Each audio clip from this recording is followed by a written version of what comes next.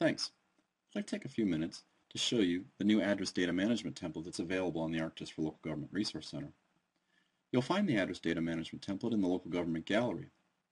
When you get to the gallery, you can simply search on the word address to locate the template and read more about it. Now, this address data management template is an ArcGIS 10 editing map and editor extension that has a series of optimized workflows for the maintenance of road center lines and address ranges, site address points and associated mailing addresses, and finally major facilities in your community. And this editing map can be used to maintain authoritative address information for your public safety, planning, and assessing users in your community. So let's take a closer look at a few of the workflows that are supported in the address data management template. When you download it from the Resource Center, you'll get an ArcGIS 10 editing map. And that editing map contains a series of address features that you can interact with on the map. The address data management template also relies on a master street name listing that's contained in your geodatabase. And this master street name is a list of all valid road names in your community and really is the foundation for all of the features that you add to your map. So let's show you some of the functionality that's available and supported in the address data management template. We're going to do that by starting with one of the workflows that's pretty typical in your community, and that's adding a new development from design drawings or plans that are submitted to your planning department. And in this case, we've got a second phase of a development that's added to this existing one. We're going to go ahead and add some of the new features to our map. And we're going to start with the facility site layer, and we're going to quickly go in and add a facility polygon to our map so we can use this in our base maps and other public safety workflows within our community. So I'm going to quickly go in and digitize the extent of this facility site, and I'm going to use the parcel boundaries as a guide here, snapping to the edges of each of those parcel boundaries. And then when I'm done, just finish my sketch up and I'll have a facility site polygon that I can use in my base maps and other workflows within my community. So I've got that facility site polygon created, and now let's go in and just quickly attribute that. And you'll see that it's automatically populated a unique ID for me, and I can just then simply enter the name of my new development. And this is going to be Scott's Race Shop. We'll hit enter, and we're all set. The next thing I'm going to want to do is actually create a point representation of that same facility site, because I'll use that for some of my 911 dispatch functions where I may need common places for dispatching, or other public safety workflows in my community where I manage critical infrastructure and want to use that in some of my preparedness activities. So you'll see that I quickly just dropped a facility point on my map, and it's inherited some of the attributes from the polygon we just drew. It's joined and merged the facility ID, inherited the name of the facility, and then pre-populated for me some additional attributes that are important to me. The last thing I'll do is just identify how I placed that point, and we'll be all set. So let's go ahead and turn off these facility sites now and actually add some of the major facilities in this development. We want to start by adding the roads and their centerline features to this development, and then we'll finish up with the site address points. So I've turned off and returned to my feature palette here, and the first thing I'm going to do is interact with my master street name. So as I mentioned, this is a new development, so I've got to take the new street names that have been assigned as part of the development review process and add it to my master street name inventory. So we're going to go ahead and enter in the new roads here, and the first thing I'm going to start with is the first road here, Weldon, and this is going to be Avenue, and so we'll go ahead and populate that, and I've entered in the individual elements, and you'll see that some of those domain values are actually coming from some of the postal standards. And once I add the individual elements to the road name, it automatically populates for me the full road name, which becomes my authoritative road in my road inventory. And then finally, I can just populate some information about that. In this case, it's a pending addresses because I said we're doing this as part of the development review process. Tab through, and let's just go ahead and enter in the second road name here as well. So we'll go ahead and populate the next one here, and this one's going to be West Ray Hall. And this one's going to be Drive, so we'll just go ahead and populate that real quickly. Actually, it's West Ray Hall Road. And so let's go ahead and populate that final suffix and just finish up the two entries here into our master street name inventory.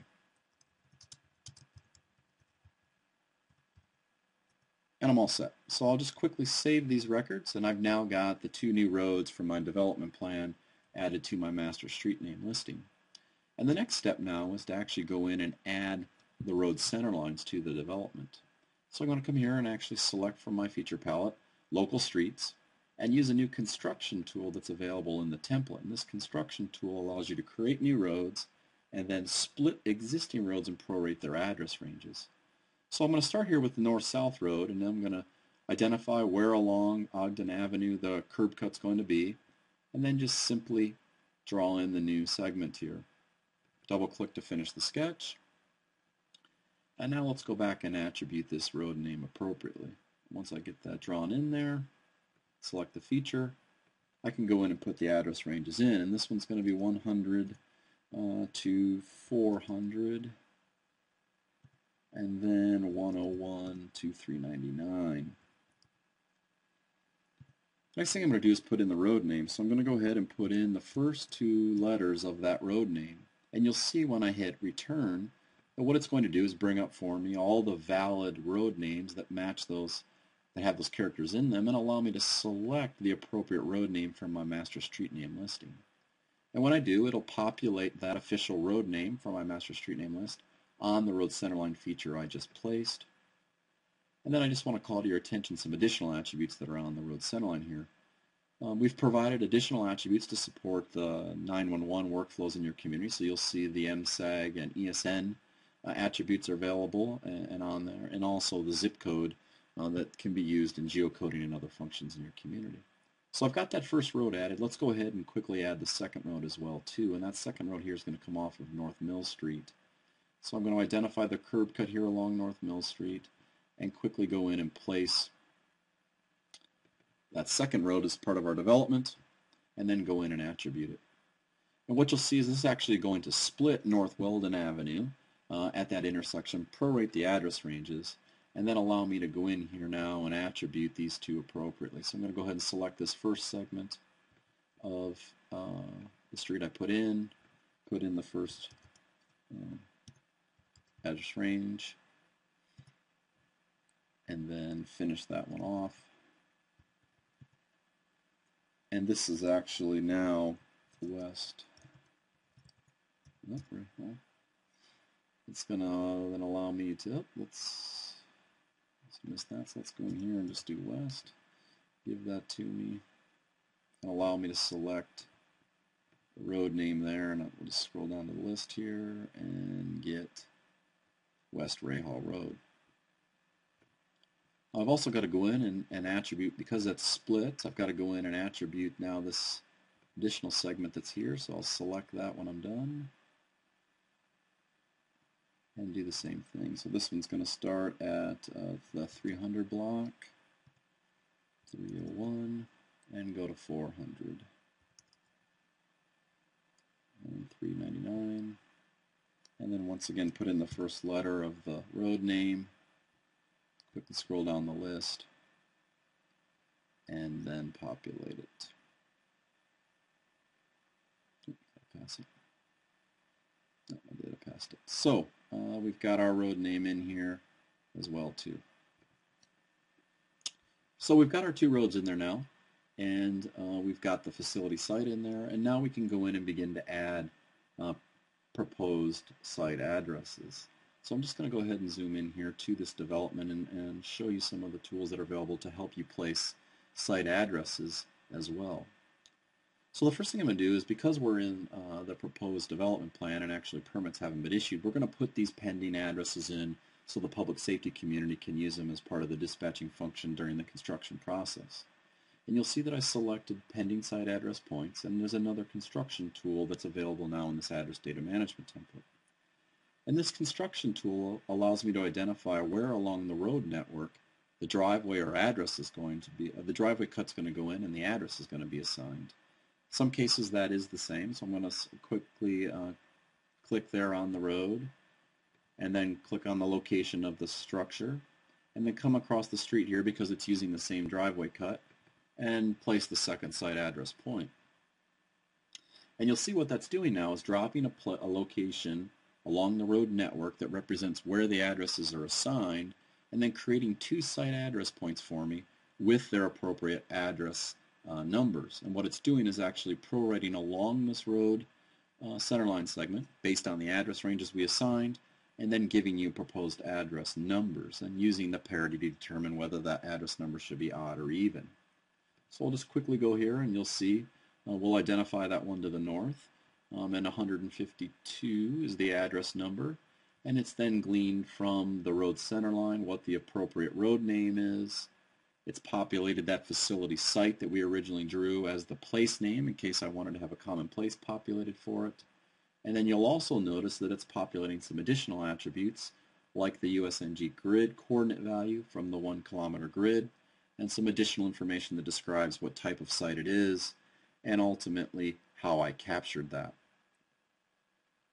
So it's real quickly allowed me to add a couple additional site addresses to my development, and I can then work down the street and do the same thing. And so I'll come here and add the second set as well too, select my add site address point, click on the road network again, and then place these additional site addresses and finish my sketch when I'm done.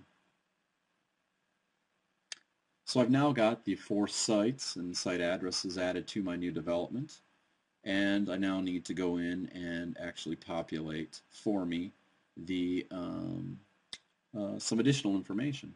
So I'm going to come back here now and I'm going to actually select one of these site addresses, and I'm going to go back and look at the attributes here, and you'll see that we have 152 Rahal Road, and it's got an address point that's associated with it, but it doesn't have an entrance point, and it doesn't have a mailing address. So I can quickly come in here now and add a postal mailing address for that. And you'll see that by default, the postal address is 152 West Rahal Avenue, so it's taking the site addresses and pre-populating the postal address, and you can overwrite that if you'd like. So I can just quickly go in here now and add some ownership information for that record, and I can add the city and the state, and these domain values are coming from the Postal Service, and then ultimately populate the zip code. And if I had additional postal addresses, maybe to identify an out-of-state or an ownership, if I had the ownership and occupants weren't the same, I could have one or many site addresses as well too. So I'll just quickly here identify that this is a pending postal address, and we've got in this case an owner-occupant situation where the owner and the occupant are the same, and so that address is populated for it. So as I mentioned, that's just a quick way to populate the postal address, and I could add additional postal addresses if I wanted to as well. So I could have one or many mailing addresses for that individual site. So we've populated the mailing address for that site, and now let's talk about some of the additional features that are available in the address data management template. So we've talked about how address points identify locations along the road segments where addresses are assigned, and in many cases those are driveway locations. But in some cases like this development, the public safety community may have more efficient ways to get to that address that are different than the address point. And so in the template it allows you to identify additional entrance points for individual site addresses. So let's come back here now and let's select this 153, and we know that that address is assigned off of West Rahal Road, but in the case of public safety needs, it's actually faster to come into from the driveway off of North Weldon.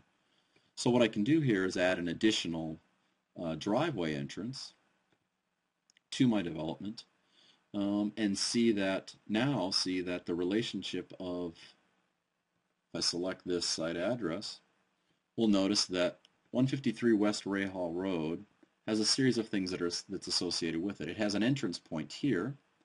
It has the address point that's off of West Rahal Road, and finally it has a postal address that identifies where to send that mail. And so that's just a quick overview of how you can begin to associate entrance points to their respective site addresses. In the case of the public safety community, maybe in a large development like a condominium, there may be a more efficient way or a second entrance to get to specific addresses in the community. And it's just a real quick way to begin to associate all that information together so your public safety community can get to these site address points more efficiently.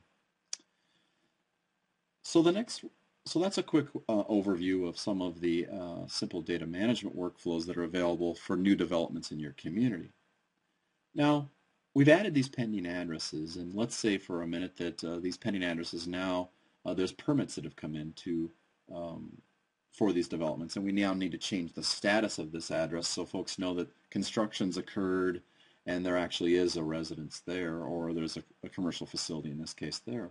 And so there's a real simple way to do that, actually. You could just select the individual site address and look at the attribute information, and then you'll notice that the status here is highlighted, and I can just quickly change the status from pending to current.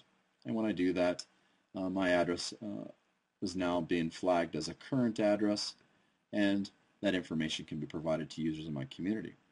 So one of your workflows may be that pending addresses are assigned and only shared with the public safety community, and not until a building permit actually occurs and construction's on that site, or maybe even a certificate of occupancy is issued, will you actually make it a current and active address that can be used by other members of your community or maybe on your public websites. And so it's just a real simple and efficient way to change the status of that site address point. The other thing I wanted to mention is that many times you actually may need to clean up or make changes to roads within your road names, or maybe for the purposes of you find an error in your master street name list, or you may have to actually go in and change the name of a road and ultimately update your records. And so to do that, we've added a simple little rule to help you do that, and a little workflow to help you do that. And so let's just quickly go in here and change West Rahal Road to actually West Rahal Street. And when I do that, you'll see that it updated my master street name, and it's going to ask me if I'd like to change a few records in my information model. And it's going to say, would you like to change 2 road centerline features? Those are the 2 roads we added, and I'm going to go ahead and say yes. And it's also asking me if I'd like to change 2 rows in my site address feature class. And we'll go ahead and say yes and do that. So what this is now doing is, just give it a second here and I'll refresh the map. But what it's doing is actually grabbing that new information from my master street name table and updating my centerline information. And then finally here, if I just identify those 2 site address points, you'll see that West Rahal Road or Drive now became West Rahal Street in my community. And many times that's a real handy way to actually update that information and perpetuate those changes that happen in your master street name table all the way down into your site address points and ultimately your road centerline features. So that's a quick overview of some of the workflows that are supported in the address data management template. And there's a variety of other tools that are available as well to help you with things like direction of your streets and making sure that the actual geometry that's associated with your road network aligns with the ranges, and when necessary you can go in and then flip those roads so the geometry and the direction of that line match the address ranges in an increasing manner. And so there's some additional tools that will also help you with those workflows, and we'll provide some videos in the future to walk you through that. And so I just want to summarize now this address data management with a few key thoughts. One of the big pieces of work that's come out of this address data management template is we've done a large update to the local government information model. And this information model supports the maps and apps that are available on the ARC GIS for Local Government Resource Center. And it's a fully documented model that provides feature and attribute level metadata so you can deploy it in your community. And this information model supports the maps and apps you'll find on the Resource Center. And as we've added into this address data management template to our portfolio, what you'll see is we've evolved this information model to support some of the major data needs within your community. And I mentioned this earlier, the public safety community. Well, we've incorporated actually the NENA standards in many cases so you can support your 911 workflows and the next gen 911. And so you'll see some real consistent implementations and physical implementations of those 911 standards that are available throughout the nation. You'll also see that we've incorporated USPS standards as well too, And so all of the domains that are typically used for things like prefixes and suffixes, streets and, not streets, I'm sorry, but state names and other postal addresses information has also been incorporated in this model, and the structure of that postal address table is compliant with the USPS CAS certification and the standards that are there too. And you'll also see that we use the FGDC standard to ensure we've got the content necessary to support national standards, and so many of our state partners are beginning to think about deploying this address data management template as a solution for their local governments who are custodians of address information. And by deploying this address data management solution, by default, you can begin to assemble and harvest statewide address information or perhaps countywide address information if you're working with your local governments as well too. And so this data management workflow, these data management workflows and this information model is a foundation for that. So our goal is really to provide a set of address maps and apps that simplify the management of address information in your local government. And today we talked about the address data management template, which is a desktop editing map that supports the maintenance of those road centerline features we talked about, major facilities, site addresses, and related postal addresses. And that information, that authoritative information that you maintain, is really vital to your public safety workflows and your 911 dispatch in particular, emergency management activities where you need major facilities identified and need to be able to associate response activities and response plans to that. And finally, postal address and site address information that's critical to your assessment and taxation workflows. You need to be able to have a valid list of postal addresses so tax bills get sent to the proper location and assessment change notices get sent to the proper location. So in addition to helping you manage that information, we've also provided a set of streamlined workflows that are out of the box in ARC GIS 10. And we'll be complementing this address data management template in the future with an address locator that leverages that authoritative address information you're maintaining and is a foundation for many of your web-based and mobile applications that you deploy in your organization. And finally, we'll also be complementing the address data management template with a simple web mapping application you can deploy for the general public. And this application will allow you to publish your authoritative address information and allow, if you wish, citizens in your community to add additional, perhaps it's suite addresses or additional apartment addresses that you don't have in your address inventory. And by doing so, that'll also support some of the reverse 911 workflows you'd like to deploy, or maybe direct citizen engagement applications you'd like to deploy in your community. You can begin to assemble not only a more robust address information model, but also an address content in your community, but also then begin to assemble contact information for your residents so you can notify them in times of need. So thanks for your time today. That was a quick overview of the address data management template that's available on the ARC GIS for Local Government Resource Center, and we look forward to getting your feedback in the future.